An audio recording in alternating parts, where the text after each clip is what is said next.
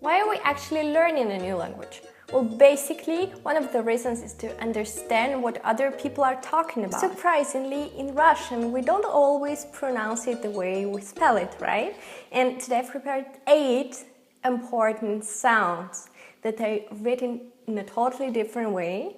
I remember myself being a small kid and I was asking my mom, like, why do we have to write it like that? I've never said it this way. But yeah, this is what it is. You need to know how they pronounce them. The first sound is G against V, right? Don't say that it's B. It's not B in Russian, it's V. It's a totally different letter. And instead of saying Yego, the way we spell it, we say Yevo, right? So for example, his book, my example from the previous lesson, Его книга, we say Yevo, but we spell Yego. And it happens to many other adjectives as well, right? So for example, красивый, нет красивого, нет красивого стола, for example. And we would spell it again, красивого, but we say красивого. The next sound is sh against sh. So my examples are happiness, счастье, and now you see the way we spell it, right? It's S, Ч, 2 letters, but we don't say счастье. We may say it, but only in a joke, but like never nobody says that. Счастье.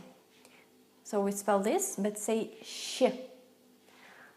And second example is считать, to count. Считать, посчитать. We don't say that, we say считать, посчитать, пощечина. No, it's not that. Again, you will need to put attention to the sound because it's really rare, and I know in some foreign schools they they make kids learn it in a wrong way. I had a friend who was taught that борщ has to be pronounced as борщ, like sh, ch. No, sometimes we spell it this way, S-H, C-H, but you don't say 2 letters, it's not sh, no, it's sh. One sound, which is like similar to sh, but it's soft, and you change a bit your mouth, your position of the mouth, and you say sh, sh. Just once again to remind you how it sounds, so it's really soft, and we say счастье. So I could also say, for example, я счастлива. Я с тобой очень счастлива. I'm very happy with you. Я с тобой очень счастлива. This is the way I say it. My third sound is A against O. This is also very common. I would say that in 50–60% of all the words that we have in Russian, because we have a lot of letter O written and used, every time you need to know that if the letter O is not under stress, then we say A. Every time, or at least something in the middle. But it's not like in Spanish, we don't pronounce it like, we don't make an effort to pronounce it as O, unless it's under stress. So my examples are пойдем, пойдем. So we spell it with O, пойдем, but then the letter yo in the very end is under stress. That means that we wouldn't say пойдем. Maybe some people from the village would say that, but we would say пойдем. Они, them. Они, we spell with O, but we say A, они. By the way, maybe this is why many foreigners spell спасибо with an A in the end. It's спасибо, and they always say спасибо большое, большой. Oh, спасибо большой, that's what the foreigners say. But no, it's спасибо, just we don't pronounce the second O because it's like an A, it's like A, because it's not under stress. And now I'm just opening a random text in Russian just to show you how many times you can hear that O is, you can hear an A, right, instead of O. I'm putting New York here. Трехразовое питание для тех, кого все устраивает. Кого? See, it's a combination of those two. It's кого instead of кого, and it's not кого. We say кого, like kind of кого, but it's written in different way. Режим питания. Завтрак в 7-8 утра.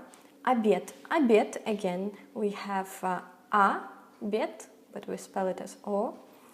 В 13-14 часов и ужин в 19-20 часов. Такой режим питания привычен нам с детства. Однако,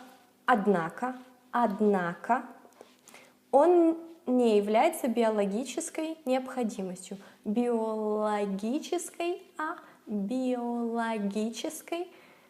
необходимостью. Необходимостью, we spell it with O, but it's необходимостью. All right. I think it's enough, I will read a bit later again. The fourth sound is ch against sh. It's also quite common, and every time you say something with ch, for example, all the questions is что, we spell as что, but no one says che in the beginning. So что. Same happens with чтобы. Rule number 4 is not only about d and t, as I put to the screen, but it's also about all the ringing consonants that are placed in the end of the word and that are not pronounced this way. We always replace them with their couples, kind of thing, with the deaf consonants, right? So d is a ringing consonant and t is its couple, but a deaf consonant. My examples are город, city, город. We spell it with a D in the end, d, but we say город, so it's like T. Instead, if for example we have plural and we have a vowel after that letter, then we of course pronounce d as it should be, города. Like in plural, we say cities, города. But in singular, if it's just this consonant in the very end, we say t, город. Мой город Кострома. My hometown is Кострома. And the next example is ведь, right? The small word that we're using in authentic speaking. Ведь is like kind of even thing. Ведь, we spell it with D, but then we say ведь, like t again, d, t, but this can be other letters. Oh, I don't know why, I was always forgetting to look into the camera and looking at myself. Next one is zd, sd, zd, sd. Here's again something special, I don't know why I put it here, maybe it should be the last one, because it's a bit complicated. We have a word here, здесь, right? And both letters in the very beginning of the word, z and d, are ringing consonants. This is why we pronounce them both, and we pronounce them the way they should be, z, d. But sometimes we have those words where the first letter is a deaf consonant, and the second one is a ringing consonant. For example, the word to do, сделать. Right? And here, instead of saying s, just because the next letter would be ringing consonant, we say, like, we pronounce them both as ringing consonants. So we say сделать. Я могу это сделать сегодня. So I say сделать. Right? You understand what I mean? So in both cases, здесь и сделать, I have a z sound, a ringing consonant. So if you see сделать, you don't have to put an effort and try to pronounce it as сделать. No, we say сделать, just because it's easier, like naturally, to pronounce that. Second example is отдельно, отдельно. Again, the very same thing that we have t, d, weirdly put together in Russian, right? And we don't say t, d. We say just like a long D, long D. Отдельно, отдельно. Я это буду делать отдельно от всех. I would be doing it separately from everybody. Отдельно, right? Very, very good. We have just 2 ones left. It's not that hard, but you're going to be learning a lot today, and you're going to be understand a lot more in Russian. Next one is я against ye. It was a bit hard for me to think of an example of this, because one that comes to my mind is rябина.